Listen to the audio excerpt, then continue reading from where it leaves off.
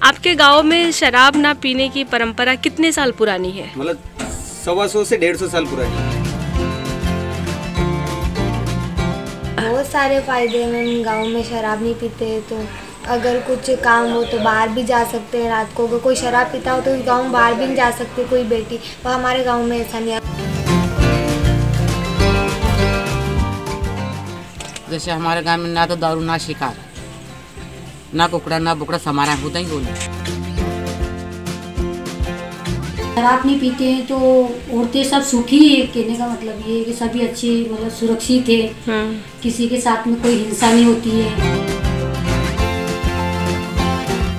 नमस्कार, sets of rural India में आप सभी का बहुत बहुत स्वागत है। आज हम आपको एक ऐसे गांव की सैर कराएंगे जिस गांव की खूबी और विशेषता ये है कि यहाँ पे कोई शराब नहीं पीता है। आपने कई गांव की कई अलग अलग तरह की परंपराएं सुनी होंगी, देखी होंगी, लेकिन इस गांव की जो परंपरा है वो बहुत ही अनूठी और ख़ास है। आपने शायद ही कभी ऐसा सुना होगा कि कोई ऐसा गाँव क्या हो सकता है। क्या आपने आज के समय में ऐसी कल्पना की होगी कि जिस गाँव में 100-150 साल से कोई शराब नहीं पीता है, कोई मांसाहारी नहीं है, कोई बकरी पालन और मुर्गा पालन नहीं करता है। आपने कई तरह की परंपराएं सुनी होंगी, पर शराब ना पीने की परंपरा को यहाँ के लोगों ने कायम रखा है। चलिए अभी हम आपको इस गांव की सैर कराते हैं और आप इसको यहाँ के लोगों की जुबानी सुनिए कि वो क्या बताते हैं कि शराब ना पीने से उनको क्या क्या फ़ायदे हैं।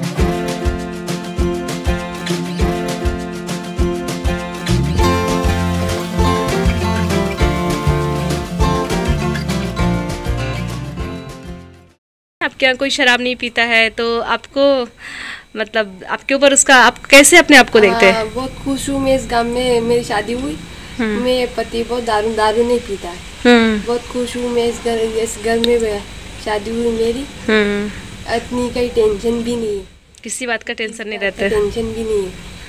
तो आप अपने जब मायके जाती है तो सबको बताती हैं? सब बताती हूँ कि मैं बहुत खुश हूँ, मेरे वो ससुराल बहुत अच्छा है। आपके यहाँ कोई शराब नहीं पीता है गांव में? कोई नहीं शराब। क्या फायदा है शराब ना पीने से? अच्छे रे, बहुत अच्छा है शराब नहीं पी, शांति रहे। शराब नहीं पीते तो उससे उसकी वजह से हम उनको कुछ बोलने जाए तो हमारी बात भी समझते हैं। हम पढ़ाई की बात करने जाते हैं तो उसको भी समझाते हैं, वो हमको बाहर जाने देते हैं, ऐसा कुछ मना नहीं करते। कोई डिस्टरबेंस नहीं होता पढ़ाई में? पढ़ रहे हो तो पढ़ रहे हो, पूरा टाइम देते हैं आपको? हाँ, पूरा टाइम देते हैं, ऐसा कुछ नहीं है कि टाइम नहीं देते हैं। शराब नहीं पीने की वजह से तो बहुत सारी यहाँ पर अच्छी चीज़ है। हाँ, और आपकी सहेलियाँ लोग आप स्कूल में जाते हैं पढ़ने? तो वहाँ पर भी मैं बताती हूँ उनको कि हमारे गांव में ऐसा है, शराब नहीं पीते, उसकी वजह से बहुत अच्छा लगता है। यहाँ पर रात को बाहर निकल सकते तो वो भी बोलते हैं कि बहुत अच्छा है, फिर तो हम भी आएंगे देखने। तो ये कैसे शुरू हुआ, कैसे क्या हुआ ऐसा? इस गांव में मतलब मंदिर बनाया था हमारे दादाजी ने। उस जमाने में मतलब मंदिर का उद्यापन कर रहा था, उसमें संकल्प लिया था।